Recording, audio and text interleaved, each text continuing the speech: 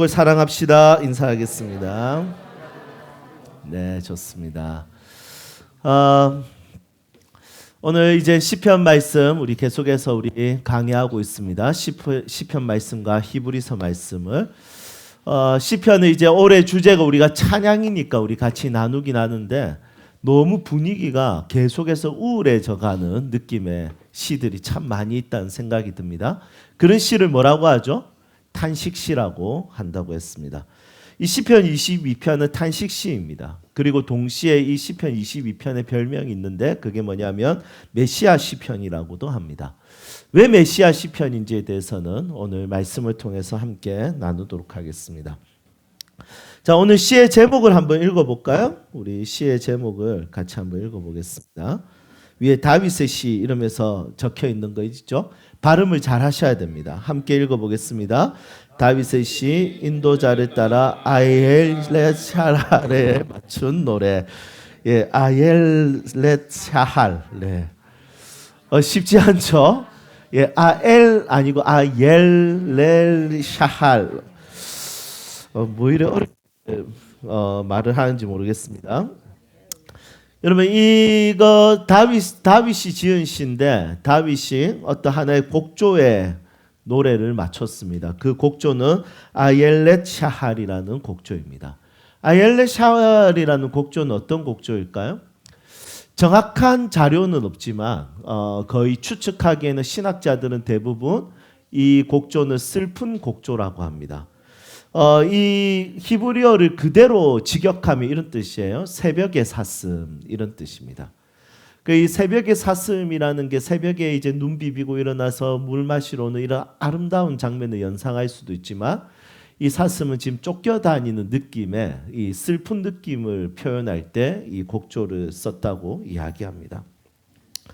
여러분 구약 성경은 원래 어떤 언어로 기록이 되었습니까? 헬라어는 신약 성경이 헬라어로 기록이 되었습니다. 네, 구약 성경은 히브리어로 기록이 되었습니다. 그런데 이 히브리어로 기록이 되어 있다가 이제 이스라엘 사람들이 히브리어에서 아람어로 갈아탔습니다. 그런데 이 아람어로 갈아타서 이 히브리어를 아람어로 번역한 성경이 있는데 그 성경을 타르굼이라고 하거든요. 그런데 이 타르굼이라는 성경 번역본이죠. 그러니까 우리나라 언어도 개역 개정판이 있고 개역 한글판이 있고 쉬운 성경이 있고 우리말 성경이 있고 막 여러 가지 역본이 있지 않습니까? 이런 식으로 번역된 성경이에요. 그런데 이 타르굼에는 어떤 것도 있냐면 주석도 되어 있습니다. 이 시편은 이럴 때 읽었고 이런 내용이고 이런 내용들이 있습니다. 그러면 시편 22편은 타르굼에서 어떻게 주석되어 있냐면 이렇게 되어 있습니다. 이스라엘 사람들은 시편 22편을 언제 읽었냐면 제사를 드릴 때 양을 잡으면서 읽었다는 거예요. 제사를 드릴 때. 제사를 드릴 때 번제물에 양을 잡으면서 소를 잡으면서 읽었던 성경이 이 시편 22편이라는 겁니다. 그러면 이 시편 22편의 느낌과 분위기를 아시겠죠? 곡조가 어떤 느낌인지. 여러분 양을 잡는데 막 밝게 노래를 부르지 않겠습니까? 자 보자. 자 한 방에 죽여줄게. 그래 잘 안 된다. 다시 피박 다 와서 찬양 쫙. 여러분 이렇게 하진 않았을 겁니다. 여러분 진짜 그러면 진짜 약간 소시오패스 같은 약간 사이코패스 같은 문제가 있겠죠. 아마 이런 곡은 우리 현대 곡으로 바꾼다면 이런 찬양이었을 겁니다. 십자가를 등에 지고 병정들에 이끌려 주님 갈보리의 길을 걸을 때 사람들은 몰려왔네 죽음의 길 걷는 그를 보려고. 약간 단조 느낌 나는 이런 곡조였지 않았을까라는 것을 볼 수 있습니다. 실제로 오늘 우리 강 집사님께서 우리 말씀을 읽어주셨는데 이 내용이 참 슬픈 내용입니다. 1절에서 10절까지도 슬픈데 20절까지 읽으면 더 슬픕니다. 20절까지 읽으면 여러분들 지루하실까 봐 제가 본문의 10절까지 끊어왔습니다. 그런데 이 20절까지 다 읽어보면 진짜 우울함 그 자체입니다. 상처 그 자체입니다. 여러분, 다윗의 인생에 만일 하나님이 안 계셨다면 다윗은 상처투성이의 우울증에 그리고 공황장애의 극단적인 선택을 했을 가능성이 굉장히 높은 인생이었지 않았을까 싶습니다. 여러분, 그런 인생이 있지 않습니까? 하나님 없었으면 저 사람 진짜 큰일 날 뻔했다, 이런 인생이 있습니다. 하나님 없었으면 어떻게 했을까? 저 사람 하나님 없었으면 진짜 큰일 났겠다. 저 정도 위기 상황에서, 저 정도 어려운 상황에서 저 친구는 하나님 없었으면 진짜 큰일 났겠다 싶은 인생이 있습니다. 하나님 없었으면 인생 자체가 지옥이고 아픔이고 상처고 우울이고 외로움인 인생이 분명히 있습니다. 여러분들은 어떻습니까? 하나님이 여러분들의 삶에 없었으면 진짜 어쩔 뻔했습니까? 여러분, 이런 생각 드나요? 혹시 그런 인생이 여러분들의 인생이라면 진심으로 축하합니다. 하나님을 알게 된 것을 축하하고 여러분들의 눈물을 닦으시며 위로하시는 하나님과 함께 동행하는 삶을 살고 있다는 것에 축하하고 싶습니다. 혹시 이 축하를 받을 사람이 여러분들 옆에 앉아 있는 사람일 수도 있으니까 옆에 있는 사람 보면서 인사합시다. 축하합니다.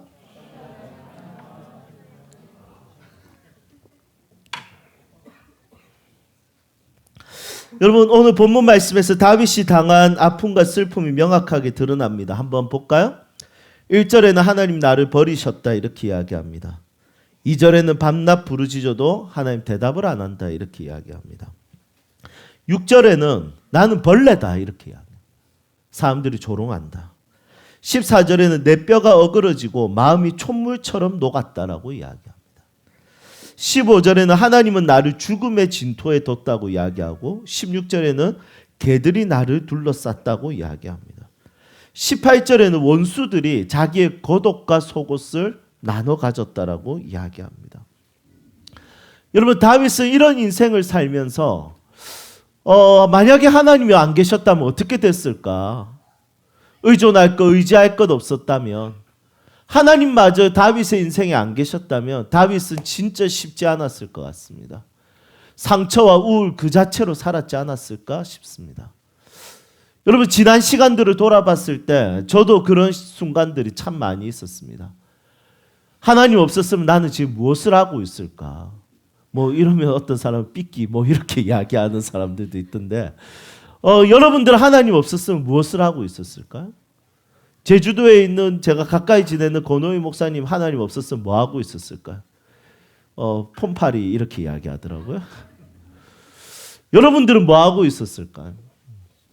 여러분, 이 아픔과 고통을 견딜 수 있었을까요? 의존할 거 하나 없는 이 세상에 나의 이 뼈가 으스러지고 진짜 내 자신이 순간순간마다 벌레처럼 보이는 그런 순간들을 잘 이겨낼 수 있었을까요? 자주 넘어지고 자빠지고 우울해지고 자주 외로움을 느끼는 내 인생에 과연 하나님이 안 계셨다면 내 인생에 소망이 있었을까요? 희망의 깃발을 흔들 수 있었을까요?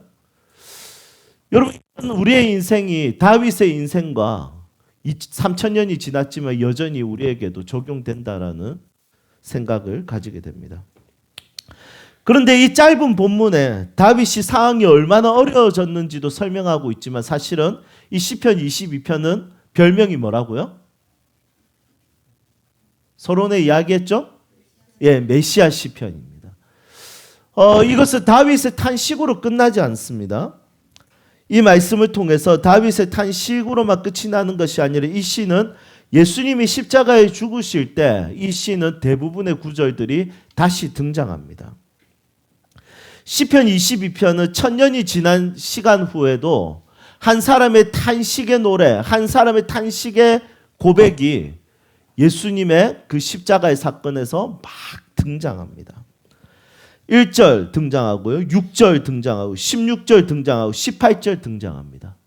그리고 제가 읽지 않았지만, 제가 소개하지 않았지만 이 본문의 대부분의 내용은 예수님의 십자가의 사건에서 굉장히 툭툭 건들면서 넘어갑니다.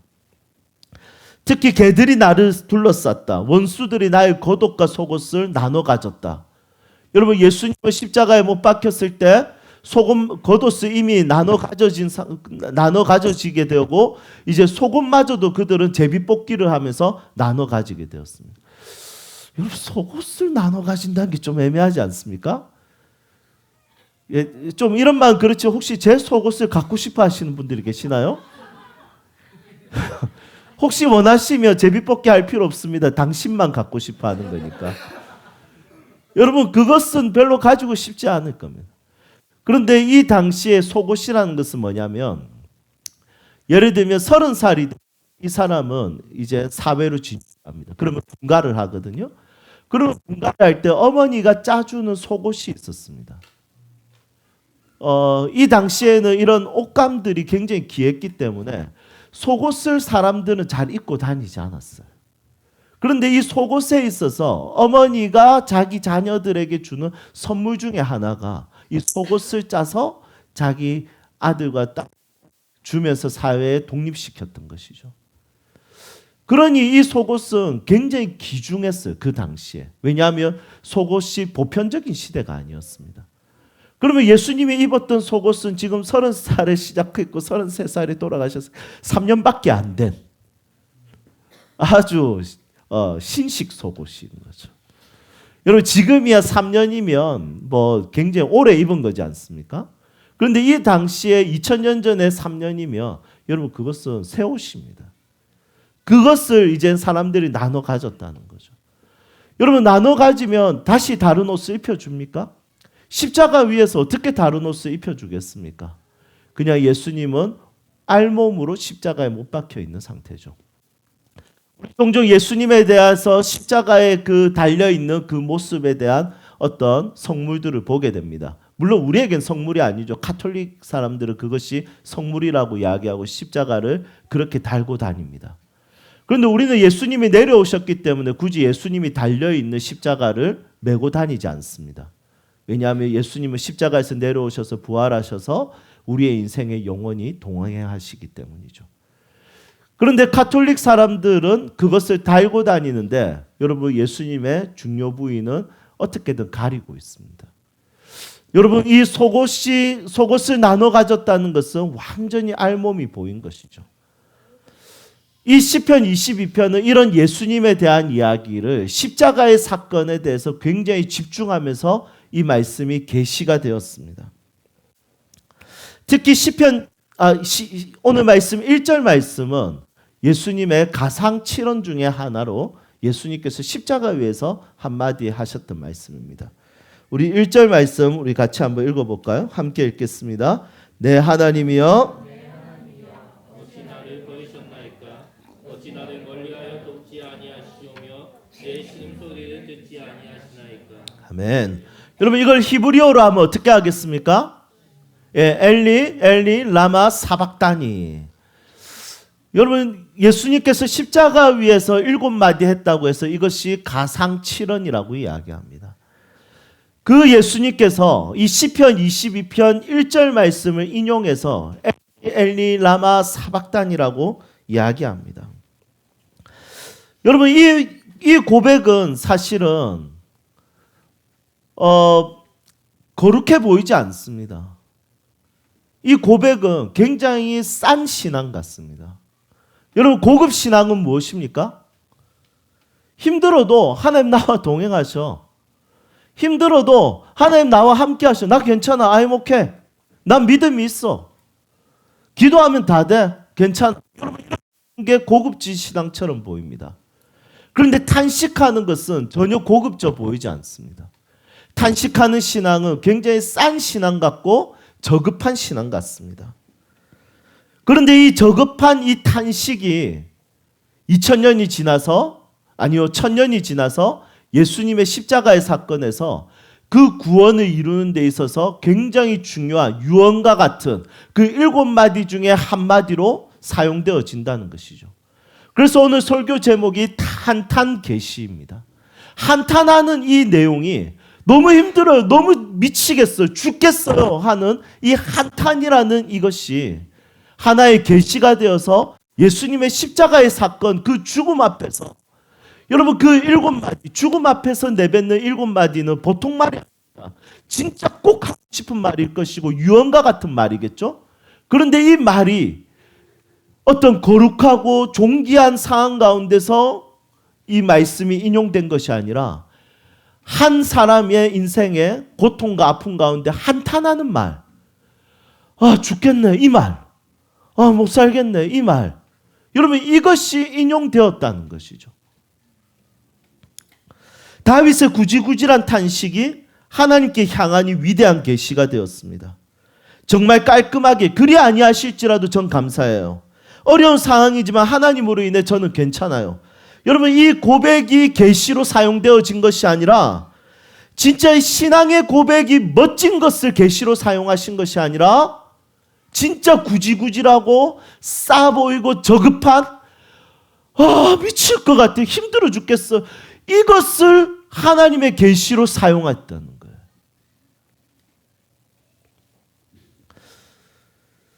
하나님을 의존하는 사람이 하나님께 버림받은 느낌은 어떻겠습니까? 하나님을 의존하지 않는 사람이 하나님께 버림받으면 그냥 욕하고 치우겠죠. 내가 그럴 줄 알았다. 그래서 나 의존 안 했어. 하나님 없어 어차피.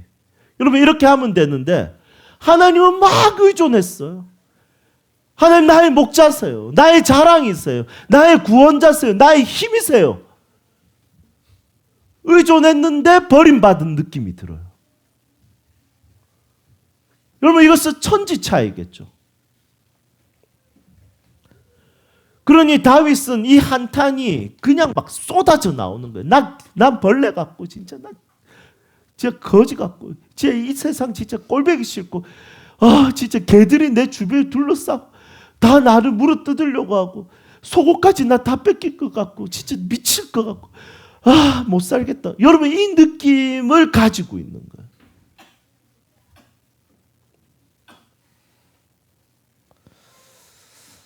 하지만 이런 못난 신앙을 하나님은 무시하지 않습니다. 이런 저급하고 이런 구질구질한 우리의 탄식을 하나님께서는 받으시고 예수님은 이런 온 인류의 탄식이 자기의 것인 것처럼 십자가에서 모든 것을 해결하셨습니다. 여러분 우리가 원망해도 하나님 앞에서 원망하는 게 중요한 것 같아요. 여러분 우리의 신앙이 구질구질하게 되어도 하나님 앞에 나가는 게 중요한 것 같습니다. 하나님 앞에 나가면 구질구질하고 이런 저급한 신앙 같은 한탄 같은 신앙이라 할지라도 하나님은 그것을 받으시는 것이죠.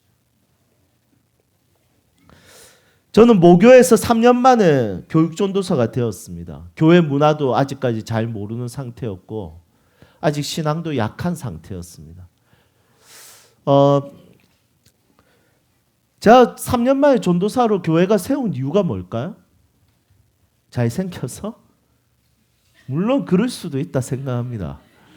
죄송합니다. 하지만 담임 목사님하고 장로님들하고 식사하는데 목사님이 한번 이야기하시는 것이 있었습니다. 그 목사님이 식사하다가 갑자기 이렇게 질문했습니다. 이 목사, 내가 니를 왜 교육전도사로 내가 정했는 줄 알아? 그래서 잘생겼어요? 라고 묻진 않았습니다. 왜 세우셨습니까? 자, 여쭙습니다. 그때 목사님이 이렇게 이야기했습니다. 이전도사, 나는 하나님께 기도할 때 흘리는 이 눈물이 좋아. 그래서 너를 전도사로 세웠어. 많은 사역자를 만났지만 하나님은 눈물의 사람을 쓰시더라. 그래서 난 네 눈물이 너무 좋아. 앞으로도 울면서 사역하면 좋겠어. 여러분 그 이야기가 이 말씀을 준비하는데 생각이 나더라고요. 여러분 그때 제가 흘리는 눈물이 감사의 눈물이었겠습니까? 구질구질한 제 인생에 구질구질하게 보이는 내 모습에 아무것도 잘하는 것도 없고 내 인생에 소망이 하나도 보이지 않을 때 그때 하나님 나의 의존의 대상이었고 뭐 어디 가서 눈물 흘리겠습니까? 친구들하고 이야기하면서 막 펑펑 울겠습니까? 사실 하나님 앞에서 아니면 울 곳이 없었습니다. 여러분 그렇게 그냥 쏟아지면서 울었는데 담임 목사님이 그렇게 이야기하시더라고요. 여러분 우리가 사실은 기쁨의 눈물도 있고 깨달음의 눈물도 있고 너무 좋은 그런 눈물들도 있겠죠. 그런데 하나님 앞에서는 한탄하는 눈물, 진짜 저급해 보이는, 야 신앙인이 저거 가지고 저래 우는 거 진짜 안타깝다. 야 저래가 하나님 믿는다고 하나님 알아서 하실 건데 하나님 향한 믿음이 없네. 여러분 그것이 아니라 울어도 그 울음이 하나님을 향하면 그것은 하나님이 받으시는 눈물입니다.